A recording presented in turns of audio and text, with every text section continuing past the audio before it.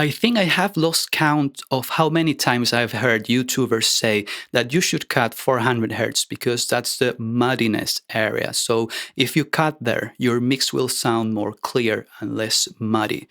And I actually remember this particular YouTuber I was watching when I was learning how to mix a few years ago. And this was a mastering session. And this guy went straight to cut 400 hertz and said, yeah, I'm doing this because if I cut here, the song will automatically sound more clear. And he was doing this move without even having a listen to the fucking music.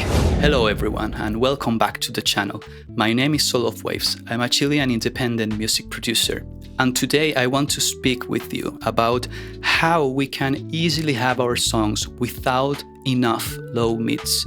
And we can speak about a lot of issues that can happen when a song doesn't have enough low mids.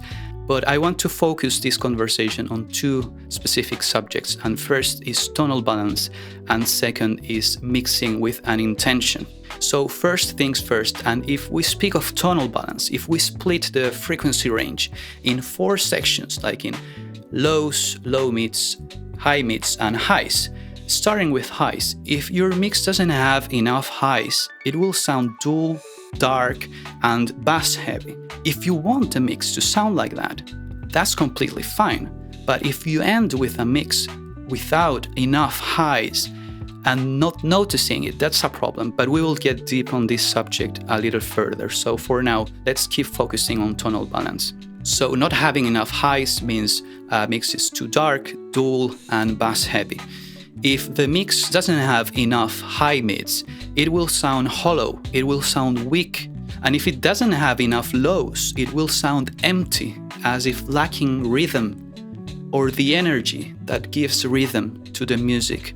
And finally, and I left low mids intentionally for the end, if the song doesn't have enough low mids, it will sound thin, without body.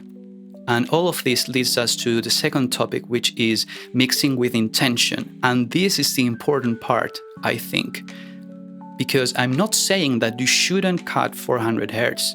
You should definitely cut 400 hertz if you listen to the music and you analyze and you determine consciously that there seems to be too much 400 hertz. So you cut a bit of 400 hertz and you might have more clarity on the mix. But the thing is that it shouldn't be a default. So this is where mixing with intention comes into play.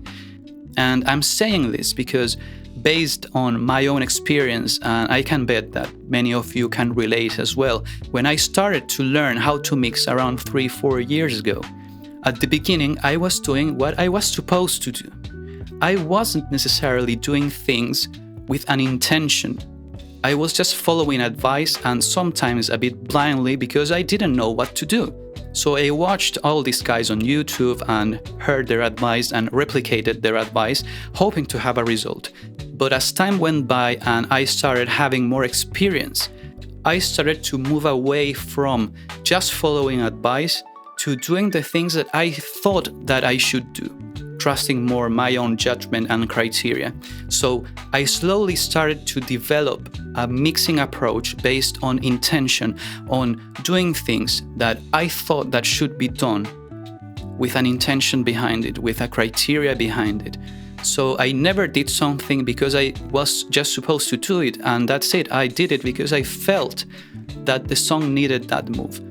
Does that mean that all the movements I did were right? Of course not. I still have a lot to learn. I still am in the novice apprentice stage of mixing engineering, if you want. But the takeaway that I want you to have from this video, it's first, never have defaults. Never do anything because you're supposed to do it. Try to mix with an intention, and you will make mistakes. That's inevitable, and actually that's desirable because you have to make mistakes in order to learn, right? So it's very important that whatever decision you do while mixing, it's based on your own judgment, on your own criteria. And it's also very important that you have someone else that has more experience and more knowledge than you do.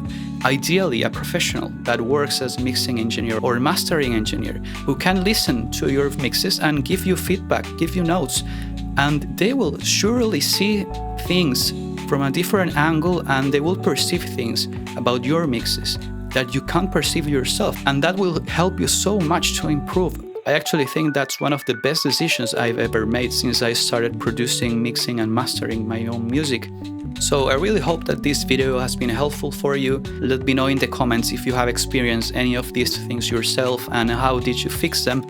And if you are interested in these things, I invite you to subscribe and to hit the bell. And yeah, thanks for watching and see you in the next one. Take care. Bye bye.